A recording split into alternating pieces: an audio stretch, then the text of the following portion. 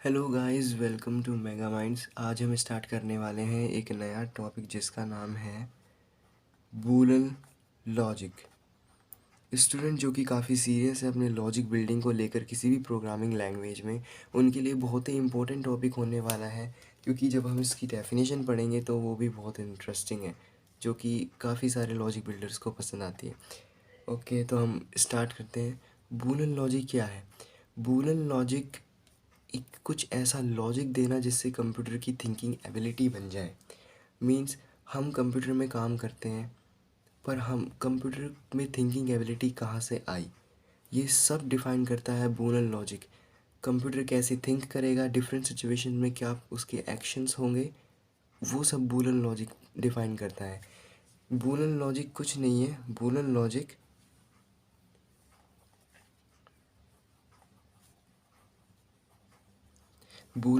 Provide thinking ability to the computer, provides thinking ability to the computer and to take decision and to take decision।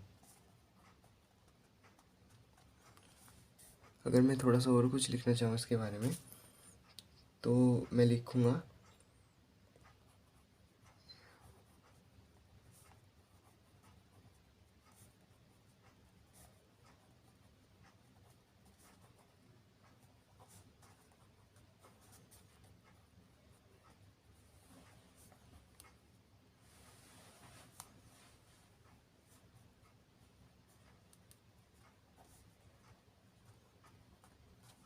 Okay. Boolean logic, जैसे मैंने पहले भी बताया, thinking ability provide करता है। Computer कैसे think करेगा, different situations में किस तरह से उसके पर्टिकुलर एक्शन होंगे, ये हम बूलियन लॉजिक से डिफाइन करते हैं कि कंप्यूटर क्या पर्टिकुलर एक्शन परफॉर्म करेगा। अब हमको पता है कि कंप्यूटर क्या चीज़ समझता है, binary form. Computer zero and one की अंडरस्टैंडिंग करता है। ओके, अब हम बात करें तो ज़ीरो एंड वन को हम ट्रू और फॉल्स भी कहते हैं। ओके, ट्रू एंड फॉल्स, जिसमें अगर ट्रू की बात करूं जिसको वन कहते हैं, फॉल्स की बात करूं जिसको ज़ीरो कहते हैं। इस तरह से ट्रू एंड फॉल्स होते हैं। कंप्यूटर बाइनरी लैंग्वेज समझता है। अब कंप्यूटर किस पर काम करता है, बूलियन लॉजिक तो हमने पढ़ लिया। अब इसकी फील के लिए हम एक कॉन्सेप्ट देखेंगे, बूलियन एक्सप्रेशन। वो है बूलियन स्टेटमेंट।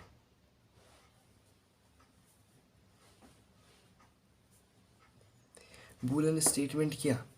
बूलियन स्टेटमेंट का मतलब the statement which is either evaluated as true और फॉल्स। कंप्यूटर केवल इन पर वर्क करता है। अगर हम उसे कोई ऐसी स्टेटमेंट दें जो केवल इन पर वर्क करती हो, true and false. Would you like to eat tea? इसका आंसर ये होगा कि येस या नो। इसलिए हम कंप्यूटर में कभी भी ऐसी स्टेटमेंट नहीं डाल सकते जब भी हम कोड कर रहे होंगे कि डिस्क्राइब योर सेल्फ, वो describe yourself, where is your house located, इस तरह की स्टेटमेंट नहीं डाल सकते। तो बूलियन स्टेटमेंट की डेफिनेशन में लिख देता हूँ।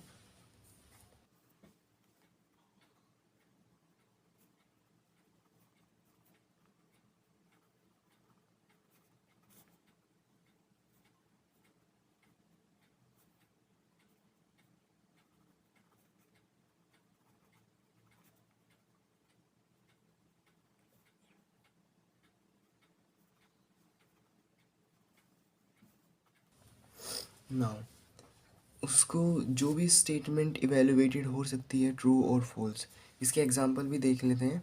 उसको बूलियन स्टेटमेंट कहते हैं और प्रोपोजिशन स्टेटमेंट भी कहते हैं। इसका एग्जांपल देख लेते हैं। Have you finished your work? अब इस क्वेश्चन का आंसर टू कैटेगरी में ही होगा, या तो ट्रू होगा या फॉल्स होगा, इसीलिए हम इसको बूलियन स्टेटमेंट कहेंगे। और नॉन बूलियन का अगर मैं एग्जांपल दूं, नॉन बूलियन का एग्जांपल होगा where is your house located. मैं समझता हूँ आपको काफ़ी अच्छी अंडरस्टैंडिंग हो जाएगी अब बूलन स्टेटमेंट और नॉन बूलन स्टेटमेंट के बीच। मैं आपको कुछ और एग्जांपल देता हूँ। इज़ द हाउस लॉक्ड, ये एक बूलन स्टेटमेंट है। Okay. Where is the president of India, ये एक नॉन बूलन स्टेटमेंट है। जहाँ पर भी डिस्क्रिप्शन आ जाएगा वहाँ पर नॉन बूलन स्टेटमेंट आ जाएगी। ओके। नाउ हमारी नेक्स्ट टर्म क्या है? हमारी नेक्स्ट टर्म है अब हम आगे बढ़ रहे हैं, थोड़ा और फील लेंगे इसकी कैसे होता है। ओके। अब हम पढ़ने जा रहे हैं Boolean variable. Boolean variable.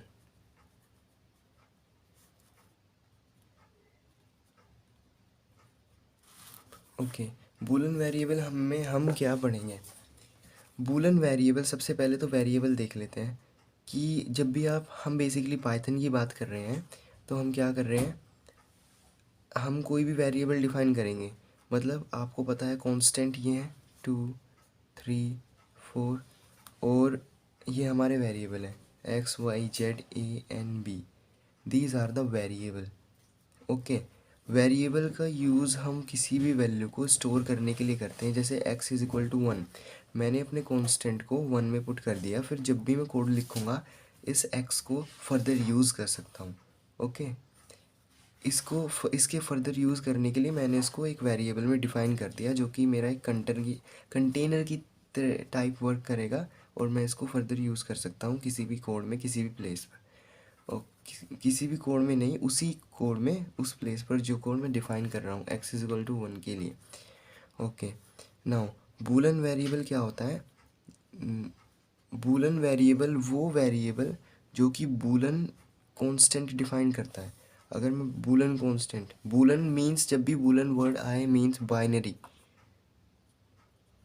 Boolean constant, boolean constant is the same term. We have only two conditions, 1 and 0. A condition can be 1, can be true, can be 0 or can be false. Okay. 1 represent for true, 0 represent for false. Okay. Now boolean constant फिर क्या हुए? 0 and 1. Only two boolean constant है हमारे पास। Okay. अब जब Boolean variable बनेगा तो आप खुद ही सोचो, जब दो कांस्टेंट है तो वेरिएबल या तो एक बार 1 ले लेगा या तो एक बार 0 ले लेगा। तो एक बूलन वेरिएबल दो ही बूलन कांस्टेंट को रख सकता है, पर एक टाइम में एक को ही रखेगा।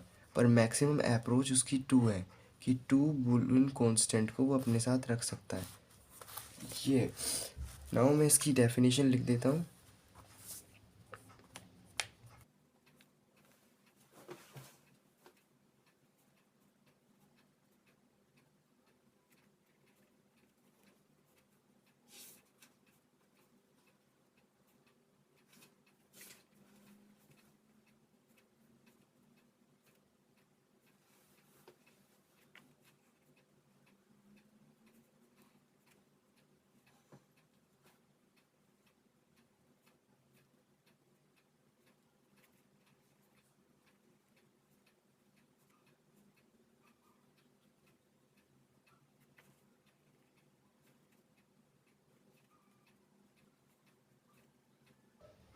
ओके। नाउ हमने क्या लिखा? बूलन वेरिएबल को हम बाइनरी वेरिएबल भी कहते हैं और लॉजिकल वेरिएबल भी कहते हैं। That takes value from Boolean algebra. Boolean algebra अभी हम फर्दर स्टडी करेंगे क्या होता है बूलन एलजेब्रा। सिंपलिसिटी के लिए अभी तक हम समझ सकते हैं बूलन एलजेब्रा एक एक्सप्रेशन है जिसको हम सोल्व करके या तो 1 निकालते हैं या 0 निकालते हैं। ओके। ये है एक Boolean variable can take only 1 binary value. जैसा कि मैंने आपको कहा था बूलन वेरिएबल की अप्रोच 2 है, पर ये वैल्यू एक ही कंटेन करेगा एक बार में, या तो 1 या 0। ओके। या वो ट्रू और फॉल्स सेम। 1 रिप्रेजेंट करता है ट्रू को, 0 रिप्रेजेंट करता है फॉल्स को। नाउ अब हम देखेंगे, हमने बूलन वेरिएबल तो पढ़ा, अब इसकी फील नहीं आई कि क्या होता है ये बूलन वेरिएबल। जैसे हमने कंप्यूटर में पढ़ा होगा कि हमारा क्या होता है, एक कैरेक्टर को स्टोर, मैंने अपनी प्रीवियस वीडियो में डिस्कस किया है about this, that for to store a character we need 8 block of play 8 cells of RAM. RAM हमारी सेल्स से बनती है और उसके 8 ब्लॉक्स में हम एक कैरेक्टर स्टोर कर सकते हैं, 1 2 3 4 5 6 7 8। अब जो कोड बनेगा वो बाइनरी फॉर्म में बनेगा, on as we are working on the behalf of computer. Okay, the code will be in the binary form. It can be 0 or 1, 0 1 0 1, इस तरीके से कोड बनेगा। ओके, तो किसी भी कॉलम में किसी भी पर्टिकुलर अरेंजमेंट में 0 हो सकता है, 1 हो सकता है, और कंप्यूटर को पता होगा कि इसको ये कहते हैं। ओके, पर हमें बस इतना जानना है कि बूलन वेरिएबल क्या है। बूलन वेरिएबल, अब देखो आपका ये जो बॉक्स है ये 2 वैल्यू कंटेन कर सकता है, या तो 0 या 1। ठीक है, मान लिया इसने 0 किया, इसने 1 किया, इसने 0, इसने 0, कुछ भी ऑर्डर हो सकता है, इससे कोई मैटर नहीं करता। अब आपका एक बॉक्स 2 वैल्यू ले सकता है, 0 एंड 1। यहाँ पर इसने 0 ले ली, यहाँ पर 1 ले ली। तो ये जो आपके सेल्स हुए रैम के अंदर, inside the RAM, these cells are the boolean variable, and these 0 and 1s are the boolean constant. We are moving on the next topic, that is boolean constant. I think that you doesn't feel any difficulty to understand this topic. It will be clear for you where we are using the boolean variable to store data in RAM. We are using boolean variable, computer use boolean variable. Okay, now we are further move on the next topic, that is boolean constant.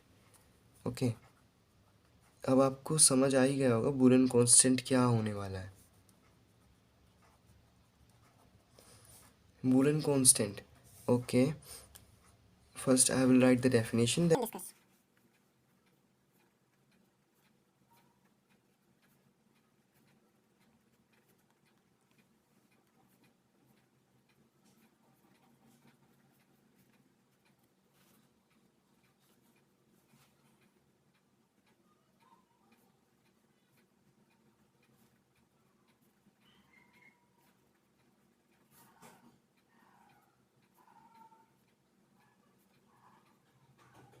okay, the value which are stored in binary variable are known as boolean variable। जैसा कि मैंने आपको बताया था, Boolean variable में जो भी value store होती है वो बूलन कांस्टेंट है, और हमारे बूलन कांस्टेंट कितने हैं, 0 एंड 1, दो ही हमारे पास बूलन कांस्टेंट है जो कि किसी भी बूलन वेरिएबल में स्टोर हो सकते हैं एट अ टाइम 1।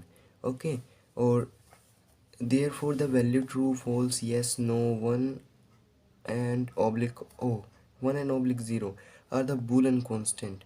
ओके, ये हमारे बूलन कांस्टेंट है। अब एक और इम्पोर्टेंट बात कि हमारा जो हमने बूलियन कांस्टेंट तो पढ़ लिया, पर हमने थोड़ा लॉजिकल स्टेटमेंट के बारे में भी पढ़ा है। क्या होती है लॉजिकल स्टेटमेंट? एक स्टेटमेंट जो कि इवेलुएटेड हो सकती है ट्रू एंड फॉल्स की टर्म में। ओके, ये पर्टिकुलर थिंग है कि इस दुनिया का कोई भी computer, every computer in this world work on the logical statement. All computer work on the logical statement.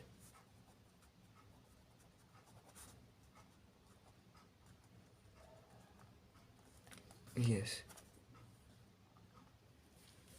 अब हम स्टडी करने वाले हैं अपने बूलन वेरिएबल के बारे में।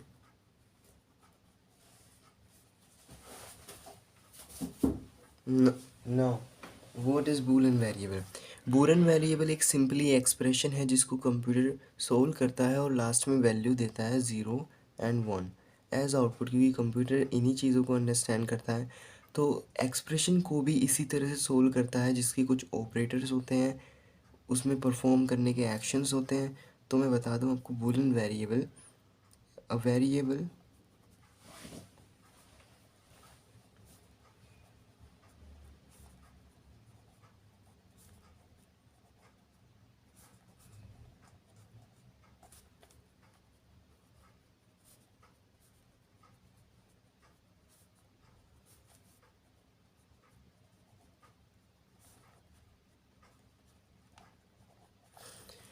as the definition, as I have recently told you, that a variable who holds 0 and true value is known as boolean variable.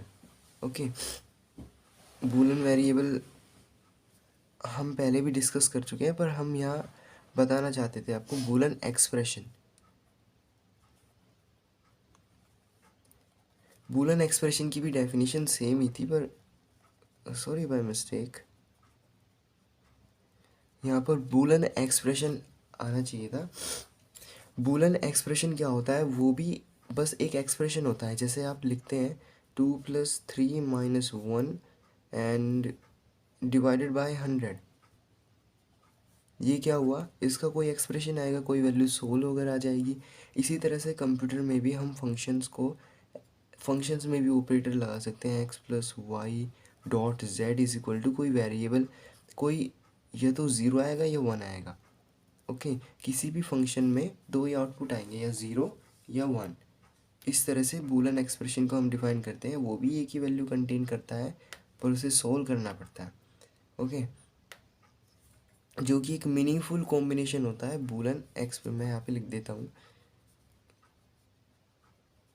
Meaningful combination of Boolean operator. Operator कुछ नहीं, बस प्लस माइनस डिवाइड, मीन्स जो भी आपके arithmetic operator हैं जो कि action perform कर सकते हैं, multiply and your power, there are lots of operator. Okay, now अब हम बूलन ऑपरेटर पढ़ने वाले हैं। अब ये ऑपरेटर्स हैं क्या, अब हम देख तो रहे हैं। ये ऑपरेटर्स बेसिकली 3 तरह से डिफाइन है। मैं यहाँ पे लिख देता हूँ, बूलन ऑपरेटर वो ऑपरेटर जो कि बूलन अलजेब्रा में यूज्ड किए जाते हैं बेसिक लॉजिक लगाने के लिए। ओके, मैं यहाँ पे लिख देता हूँ, द ऑपरेटर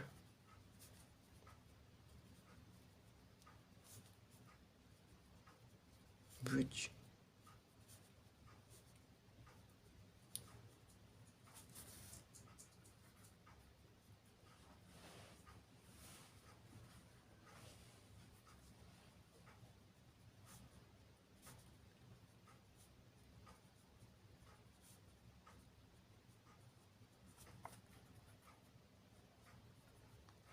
वो ऑपरेटर जो कि बूलन अलजेब्रा में यूज़ किए जाते हैं। Boolean algebra means expression, Boolean expression, उसे बूलन ऑपरेटर कहते हैं। और बूलन ऑपरेटर बेसिकली यूज़ किए जाते हैं कंप्यूटर में लॉजिक डिफाइन करने के लिए। Logic is simply the solution of problem. if logic word is very familiar with you, then logic is simply the solution of problem।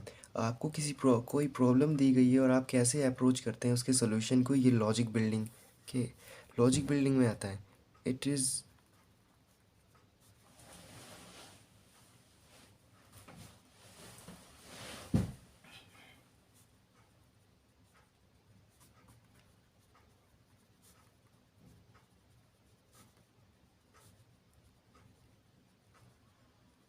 Okay, basically logic define करने के लिए क्या जाता है, अब हम देखते हैं ये हैं कौन कौन से। ओके, सबसे पहला है एंड नाउ, फिर और, and the last one is not. आप फैमिलियर होंगे इनसे। एंड को रिप्रेजेंट करते हैं डॉट, इसको प्लस, इसको not.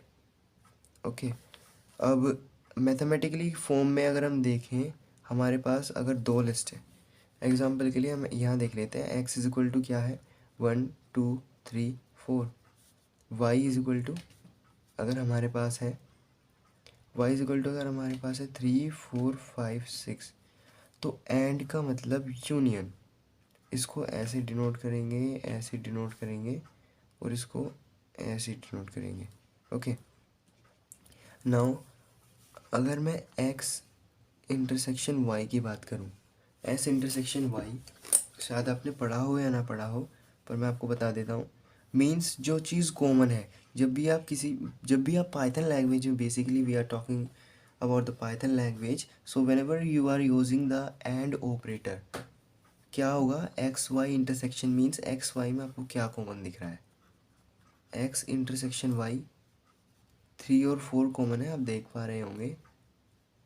Okay, now union, if you are talking about the union, then X Y का यूनियन क्या है, यूनियन का मीन्स एक ऐसा सेट जिसका ये भी पार्ट हो, जिसका ये भी पार्ट हो सके. 2 3 4 5 6 मीन्स अगर आप एस को देखें तो ये भी आ रहा है इसमें, अगर वाई को देखें तो ये भी आ रहा है इसमें. यूनियन मीन्स वूल आपको एक ऐसा सेट बनाना है जो कि दोनों में डिफाइंड हो. ओके, और आप नोट को इस तरह से भी डिफाइन कर सकते हैं. Okay, X not, X not को मीन्स अगर मैं कहूँ कंप्यूटर लैंग्वेज में X value is equal to zero, zero means false. तो फिर अगर मैं बात करूँ, अगर ज़ीरो मीन्स फॉल्स है तो एक्स नोट क्या होगा, एक्स नोट आपका ट्रू होगा. ओके, क्योंकि दो ही वैल्यू हो सकती हैं, ज़ीरो एंड वन. अगर ज़ीरो फॉल्स है, अगर एक्स नोट निकालता हूँ मैं, जो कि not of X not means zero नहीं, एक्स की zero value store in X and we are define not zero means one, the rest one. Okay, अब हम इन ऑपरेटर की अच्छी अंडरस्टैंडिंग के लिए इनको समझने वाले हैं कि कैसे कैसे क्या होता है, क्योंकि एग्जाम्पल से ज़्यादा समझ में आएगा आपको. ओके, अब ए कितनी पॉसिबल वैल्यू स्टोर कर सकता है, या तो ज़ीरो या वन. ओके, हमने 4 टाइम्स क्यों लिखा, क्योंकि अगर मैं कहूँ आपको ए और बी दो क्या है, मैं आपको बताता हूँ कि हमने 4 टाइम्स क्यों लिख दिया. ओके, ए और बी हमारे बूलन वेरिएबल है जो कि या तो ज़ीरो लेंगे या वन लेंगे. ओके, अब मैंने मान लिया पहले ए ने ज़ीरो लिया फिर वन लिया, कॉम्बिनेशन क्या बना, ज़ीरो वन. फिर ए का ज़ीरो ही रहा, बी ने ज़ीरो ले लिया. ओके, ये दो कॉम्बिनेशन बन गए. अब ए ने वन लिया, बी ने भी वन लिया. अब क्या हुआ, ए ने वन लिया, बी ने वन लिया. अब ए ने वन लिया, बी ने ज़ीरो ले लिया, इसलिए हमारे पास 4 कॉम्बिनेशन बन गए. ओके, तो क्या हो सकता है, ए की वैल्यू अगर हम देखें, ए 2 बार ज़ीरो है, 2 बार वन है, इसी तरह से इसकी वैल्यू क्या है, 1 0 1 0. इसको एक्सप्रेशन, जब whenever you are going to build the truth table, जब भी आप ट्रुथ टेबल बनाने जाएंगे तो आपको इनका यूज़ करना पड़ेगा. ओके, तो बी को लिखने का मैं तरीका आपको बता देता हूँ. सबसे पहले किसी भी एक्सप्रेशन में आपको ज़ीरो से स्टार्ट करना है, किसी भी एक्सप्रेशन से स्टार्ट करना है, उसे इक्वल टाइम्स लिखना है. और मैं आपको ये भी बताऊँगा कि कितनी रोज़ बनेंगी. फर्स्ट मैं आपको समझा देता हूँ, 0 1 0 1 इस तरीके से लिखना है नेक्स्ट वन, जो आपका एक्सप्रेशन बनेगा. अगर मैं आउटपुट की बात करूं, आउटपुट किसका, ए डॉट बी. डॉट का मतलब अभी मैंने बताया था आपको क्या होता है, डॉट हम देख लेते हैं क्या होता है. डॉट का मतलब होता था एंड, मीन्स जो चीज़ कॉमन है वही आएगी. अब देखो, ए का मतलब ज़ीरो, आप इसे ज़ीरो ज़ीरो मत मानो, आप इसे फॉल्स मानो. False and false, simple language में एंड ऑपरेटर वहाँ यूज़ किया जाता है अगर आपकी एक भी कंडीशन फॉल्स हो गई, तो मतलब कंडीशन फॉल्स है, तभी कंडीशन ट्रू होगी. जब दोनों कंडीशन ट्रू होंगी तभी हमारा आउटपुट ट्रू होगा. ओके, अब आउटपुट क्या होगा, यहाँ पर फॉल्स, यहाँ पर फॉल्स, तो हमारा आउटपुट फॉल्स. फॉल्स को ज़ीरो से रिप्रेजेंट करेंगे, false and true. And operator का मतलब दोनों कंडीशन हमारी ट्रू होनी चाहिए तभी ट्रू होगा. अब ये फॉल्स है तो फॉल्स, अब ये भी फॉल्स है, एक ट्रू है एक फॉल्स है, दोनों दोनों ट्रू चाहिए तभी आंसर आउटपुट हमारा ट्रू आएगा. अब इस कंडीशन में देखें, वन भी ट्रू एंड बी भी ट्रू, तो हमारा आउटपुट भी ट्रू. ओके, ये वर्क है हमारा एंड ऑपरेटर का. Now we are moving on the or operator. Or operator की अंडरस्टैंडिंग इस तरह से समझिए कि अगर आपकी एक भी कंडीशन ट्रू हो जाती है तो हमारा आउटपुट ट्रू हो जाएगा. इसमें भी हम दो ही वेरिएबल लेंगे इसी तरह से, 0 0 1 1 0 1 0 1, क्योंकि हमें डिफरेंट पेयर्स बनाने हैं, हमने इसलिए ऐसे लिखा 0 1 0 1. Okay, now output A plus B, या आपको आप इसे ऐसे भी लिख सकते हैं A union B. Okay, now इसकी डेफिनेशन क्या थी कि दोनों कंडीशन मेरी ट्रू, एक भी कंडीशन ट्रू हो जानी चाहिए, मेरा आउटपुट ट्रू हो जाएगा। फॉल्स एंड फॉल्स तो answer false, false and true तो answer true, true and false तो आंसर ट्रू। एक कंडीशन ट्रू होनी चाहिए, इसमें दोनों होनी चाहिए ट्रू, तभी आउटपुट ट्रू होगा। एक कंडीशन ट्रू होनी चाहिए तभी आउटपुट ट्रू होगा। अब इसमें क्या होगा, ये भी ट्रू ये भी ट्रू, तो आंसर तो वैसे ही ट्रू आ जाएगा हमारा। अब नॉट ऑपरेटर, अब नॉट ऑपरेटर की बात अगर हम करें तो एक ही वेरिएबल लेंगे, ज़ीरो एंड वन, अंडरस्टैंडिंग के लिए। Whenever we are going to build the truth table, then we further move, तब ये चीज़ और भी अच्छे से समझ में आएगी आपको ऑपरेटर वाली। ओके, आउटपुट, आउटपुट क्या होगा इसका आउटपुट। अब मैंने कहा था नॉट ऑपरेटर, आप ए नोट भी दिखा सकते हैं इसको ऐसे।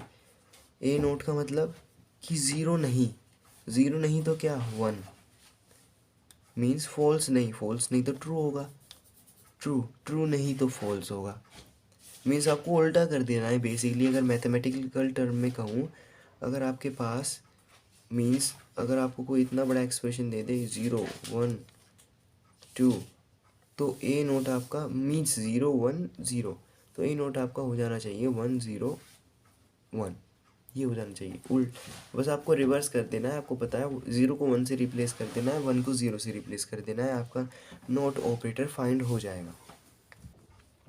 नाउ अब हम नेक्स्ट टॉपिक पर जाने वाले हैं, जो कि है ट्रुथ टेबल, जो कि काफ़ी ज़्यादा इंटरेस्टिंग टॉपिक है, जो कि सारे आपके ऑपरेटर बेस्ड जो भी क्वेश्चन है उनको उनको काफ़ी अच्छी अंडरस्टैंडिंग प्रोवाइड करता है। ट्रुथ टेबल क्या है, बेसिकली अरेंजमेंट है हर एक पॉसिबल वैल्यू का जो कि इनपुट की जा सकती है और उनके आउटपुट का। मैं डेफिनेशन लिख देता हूँ।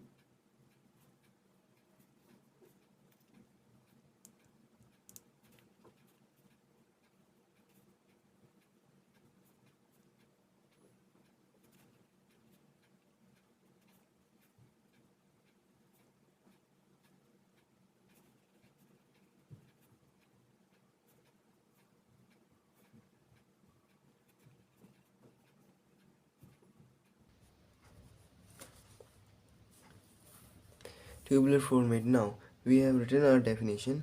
एक ट्यूब ट्रुथ टेबल रिप्रेजेंटेशन होती है बूलन फंक्शंस का और एक्सप्रेशन, वही बूलन फंक्शन और एक्सप्रेशन की X plus Y X dot Y, वही बूलन एक्सप्रेशन है। ओके, ऑल पॉसिबल वैल्यू जो कि वो इनपुट करा सकते हैं और उनका रिजल्ट, और टेबलर फॉर्म में हम ट्रुथ टेबल बनाएंगे अभी। पर उससे पहले टू इम्पोर्टेंट थिंग, अगर हमारी ट्रुथ टेबल का फंक्शन हमेशा रिजल्ट दिखाता है ट्रू, तो हम उसको टाउलॉजी कहते हैं। ओके,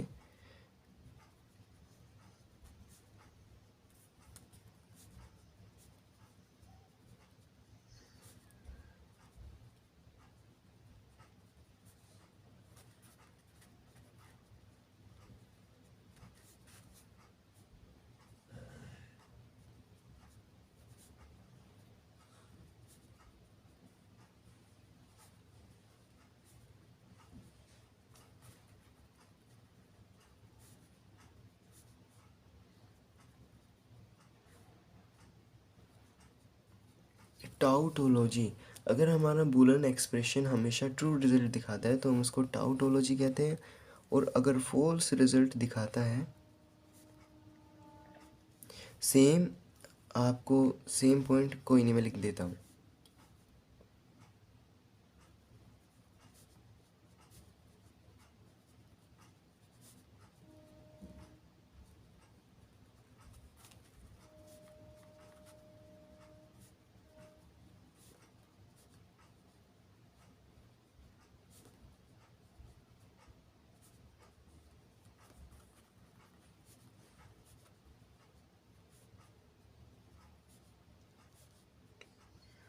फैलेकी, अगर हमारा कोई बूलन एक्सप्रेशन हर बार ट्रुथ टेबल में हर बार ट्रू रिजल्ट दिखाता हो तो हमारा वो टाउलॉजी होगा, अगर फॉल्स रिजल्ट दिखा रहा हो तो फैलेकी होगा। Okay, now we are going to build a simple truth table. हमारे पास फंक्शन है। एक एग्जांपल देख लेते हैं कि ट्रुथ टेबल कैसे बनाते हैं। 2-3 एग्जांपल देखेंगे, आपको अंडरस्टैंडिंग बहुत अच्छी होगी। तो हमें किसकी ए यूनियन बी और B union A intersection B निकालना है।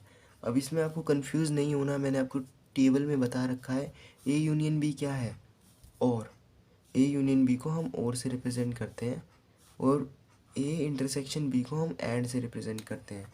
ए यूनियन बी मतलब एक भी कंडीशन ट्रू हो गई तो आंसर ट्रू, दोनों कंडीशन ट्रू होंगी तभी आंसर मेरा ट्रू होगा, तभी मेरा आउटपुट ट्रू होगा। अब देखिए, अब मेरे पास फंक्शंस कितने हैं, मुझे ऑल पॉसिबल वैल्यू, डेफिनेशन में क्या डिफाइन है, जितनी भी पॉसिबल वैल्यू इनपुट की जा सकती हैं और उनके जितने भी रिजल्ट निकल सकते हैं। ठीक है, अब मेरे पास दो एक्सप्रेशन है, दो दो वेरिएबल है ए एंड बी। तो एक फॉर्मूला होता है कि आपको क्या करना है, आपको क्या करना है, सिंपली एक फॉर्मूला यूज़ करना है कि कितनी रोज़ बनेंगी। रोज़ मतलब इस टाइप से कितनी रोज़ बनेंगी, जिससे कि हमारा डिफाइन हो जाएगा। तो ए एंड बी हमारे पास कितने हैं, 2, और फॉर्मूला है हमारे पास 2 power n, where n is equal to number of boolean the what they are boolean variable, these are the boolean variable। हमारे पास 2 boolean variable है a एंड b, तो हम 2 की वैल्यू 2 रखेंगे तो हमारा आंसर आएगा 4। ओके, नाउ हम टेबल इधर बनाते हैं। अब हमें पता चल गया कि हमारी ऐसे 4 रोज बनेंगी, इस तरह से हमारी 4 रोज बनेगी। वो तो जस्ट एक आइडिया था आपको अंडरस्टैंडिंग के लिए, असली टेबल अब बनेगी A B, A union B and A intersection B. मैं ब्रैकेट में लिख देता हूँ जिससे कि आपको कन्फ्यूज़न ना हो ट्रुथ टेबल बनाने में। ओके, पहले इजी देखते हैं फिर डिफ़िकल्ट की तरफ मूव करेंगे। मैं अभी ऐसे ही बना रहा हूँ आपका टाइम सेव करने के लिए, स्केल से आप अपनी कॉपी में बना सकते हैं। ओके, नाउ अब हमने क्या कहा, मेरे पास क्या आएगा, इस टेबल को बनाने का लॉजिक तो मैंने आपको समझा दिया कि हम कैसे कैसे इनका फॉर्मेट बनाएंगे।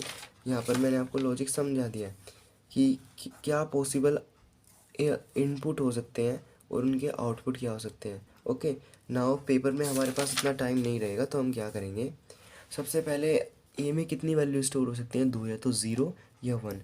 तो आप 1 2 3 4 है, ठीक है, और 2 की पावर n मतलब हमेशा नंबर इवन ही आएगा।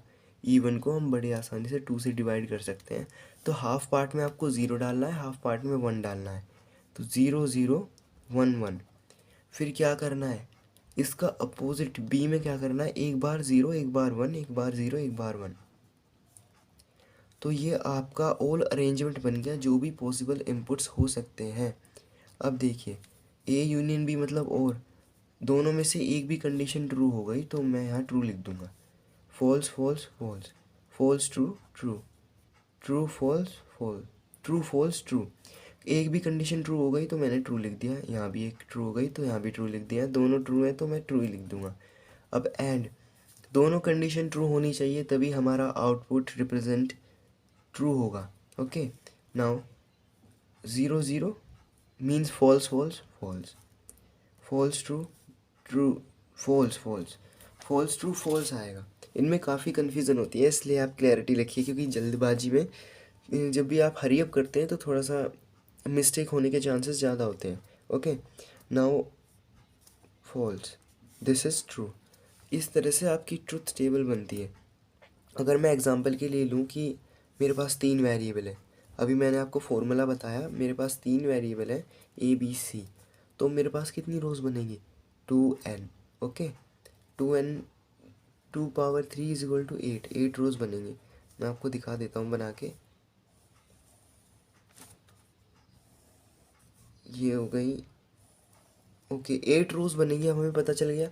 और मैंने ये भी बताया कि जो इनिशियल वेरिएबल होगा उसमें आप क्या करेंगे, उसमें आप क्या करेंगे, मीन्स डिक्रीजिंग ऑर्डर मैं आपको बताने वाला हूँ कैसे आप बनाएंगे। ठीक है, तो 4 में तो 0 फिर 1। एक्चुअली मेरा पेन खत्म फिनिश हो गया। नाउ इसको थोड़ा सा डार्क कर लेता हूँ। 1 1 1 1, क्योंकि मेरी 8 रोज बननी है तो 4 में मैंने 0 डाला, 4 में ही डाला। अब मेरे पास 3 वेरिएबल है। बेसिक अंडरस्टैंडिंग से आपको पता होगा, क्योंकि हम हर चीज़ पेयरिंग में कर रहे हैं। तो यहाँ पे 2 बार 0 2 बार 1, 2 बार 0 2 बार 1। अब यहाँ पे वो होगा जैसे मैंने 4 बार लिखा, यहाँ पे 2 बार लिखा, यहाँ पे 1 बार। 1 0 1। ओके, आपको कॉम्बिनेशंस बनाने हैं। अगर आप यहाँ भी ये लिख देते तो कोई मतलब नहीं बनता, कॉम्बिनेशन उतने बनते ही नहीं। अगर 2 की पावर 4 होती तो भी आपको पता चल जाएगा कि क्या लिखना है। बेसिक ह्यूमन अंडरस्टैंडिंग इतनी होती है कि हमको पता चल जाता है कि हाँ मुझे ये बताए मेरी लास्ट रो में 0 1 0 1 आएगा। तो बीच में मैं कुछ ऐसा पेयर बनाता हूँ जो कि सिमेट्रिक हो और आ भी जाए। ओके, नाउ खैर बेसिकली 3 का ही आता है। 4 का मोस्ट रेयरेस्ट केस में आपको ट्रुथ टेबल बनाने को आएगी। अब इसमें फंक्शन लगा सकते हैं हम फंक्शन लगा सकते हैं A union B, A intersection B, A not B not. मैंने आपको बताया था ना A not B not, A union B intersection B, तो मैं समझता हूँ अब आप कर लेंगे। ओके, और कर लेना चाहिए क्योंकि आपको A union B intersection B मैं आपको पहले ही समझा चुका हूँ। चलो मैं फिर भी बता देता हूँ आप कैसे करेंगे। Okay, now A union B, सबसे पहले आपको फिंगर रखनी है क्योंकि एग्ज़ाम में आपके पास इतना टाइम नहीं होगा कि आप ए यूनियन बी 0 0 1 1, अगर मैं मिस्टेक करूँ तो आप पकड़ लेना उसे। 1 1 1 1, A intersection B 0 0 0 0 0 0 1 and 1। Okay, A not में दोनों बहुत सिंपल, ये दोनों बहुत ही ज़्यादा सिंपलिसिटी से हैं कि आप जहाँ 0 है वहाँ 1 बना दो, जहाँ 1 है वहाँ 0 बना दो। सेम एज यहाँ 1 1 0 0 एंड 1 1 0 0। इस तरह से ये बनती है आपकी ट्रुथ टेबल। अब एक हम प्रैक्टिकल एग्जांपल देख लेते हैं जिस तरह से आपके एग्ज़ाम में आ सकता है। ओके, आपके एग्ज़ाम में कुछ इस तरह से आएगा। First I will write then I will explain to you.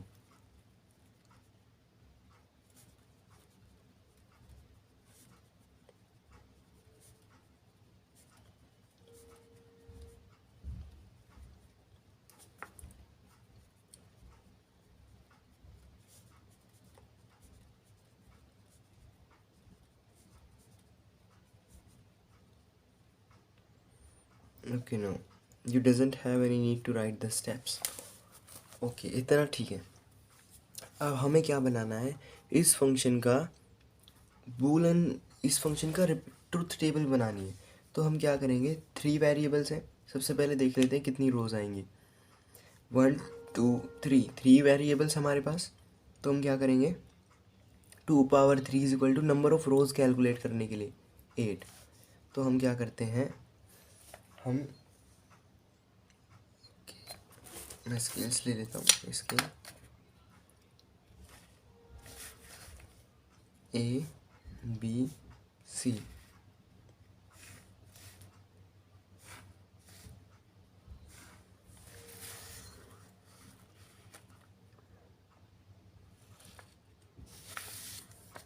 देखिए अब यहाँ पे कौन सा कॉलम बनाए, इसमें बिल्कुल भी आपको कन्फ्यूज़न नहीं होनी चाहिए। मैं क्लियर कर देता हूँ। हमें क्या चाहिए, यहाँ पे क्या है, बी नोट।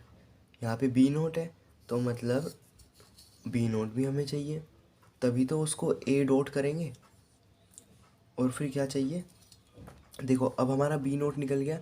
अब हम इन दोनों का डॉट, डॉट का मतलब मैंने आपको बताया था क्या होता है डॉट। डॉट का मतलब मैं आपको दिखा देता हूँ, डॉट रिमेंबर करा देता हूँ एक बार। इस टेबल में जैसे हमने देखा था कि डॉट का मतलब होता है एंड, प्लस का मतलब और। नोट आपको ये सारे सिंबल्स याद रखने पड़ेंगे, वरना एग्ज़ाम में किसी भी फॉर्म में आ सकता है, यूनियन की फॉर्म में, एडिशन की फॉर्म में, इस तरह से आ सकता है। ये तो आपको पता है। Most of the time note इसी फॉर्म में आता है, और एंड और आपको इनमें ध्यान रखना है। ओके, नाउ डॉट का मतलब एंड, एंड प्लस का मतलब और, ठीक है। अब क्योंकि बी नोट तभी तो निकालना पड़ेगा क्योंकि यहाँ पे ए के साथ डॉट है, ए के साथ मुझे एंड ऑपरेटर लगाना है, वो भी बी नोट का, तो बी नोट को लगाने के लिए बी नोट निकालना पड़ेगा, ठीक है। फिर सी तो है मेरे पास, अब इस एक्सप्रेशन को मैं लगा सकता हूँ क्योंकि मैंने बी नोट भी निकाल लिया है। ओके, नाउ इस टेबल को हम बनाएंगे। ओके, एंड 8 बनेंगी, 0 0 0 0 1 1 1 1। वैसे क्लोज कर देता हूँ, अच्छे से ही कर देता हूँ।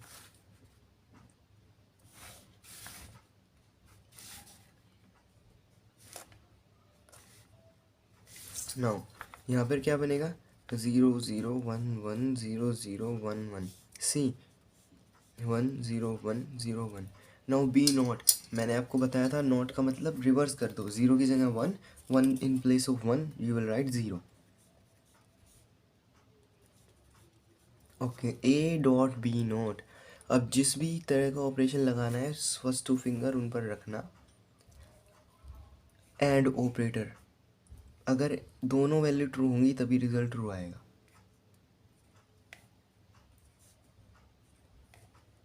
वन, इसमें देखिए 1 एंड 1 इनको लेकर चल रहे हैं हम।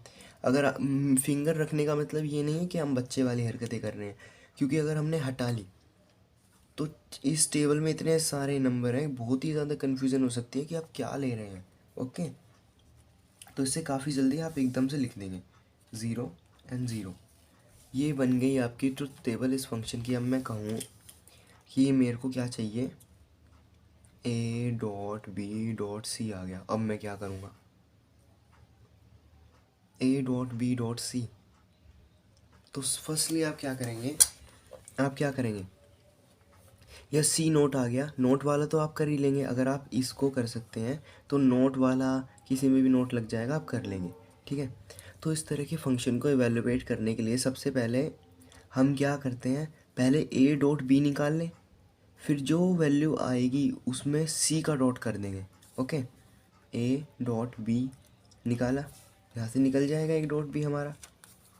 ए डॉट बी क्या होने वाला है, 0 0 0 0 एंड 0 0 1, ये हमारा ए डॉट बी हो गया।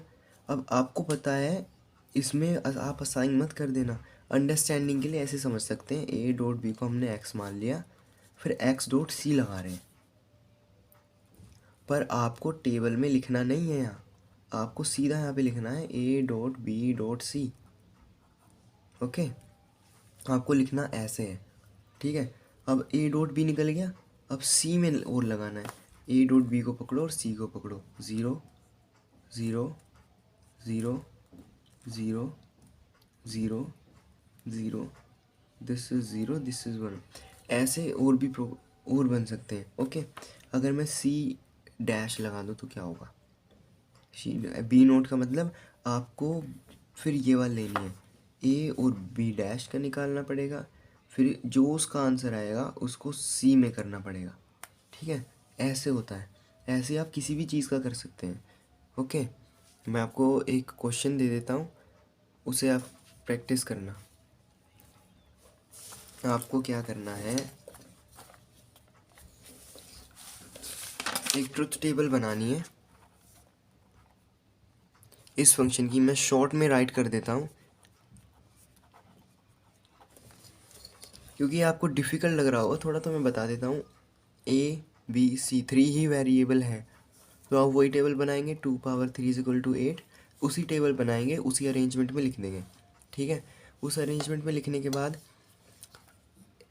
प्लस का मतलब क्या है, और ऑपरेटर, आपको यहाँ पर कोई प्लस कंफ्यूज नहीं होना है। ओके, अब सी डैश है, सी डैश है, मतलब आप जब सी निकालेंगे तो सी डैश भी निकालना पड़ेगा। फिर बी और सी डैश को अलग टेबल बना दी। मैं आपको स्ट्रक्चर बता देता हूँ। आपने ए निकाला, ठीक है, आपने बी निकाला, आपने सी निकाला, ऐसे ऐसे करके आपने लिख दिया। ये काम आपको खुद करना है, ओके, इतना डिफ़िकल्ट नहीं है ये। अब आपको सी डैश भी चाहिए, क्योंकि आपने फंक्शन में देख लिया कि मुझे सी डैश भी चाहिए।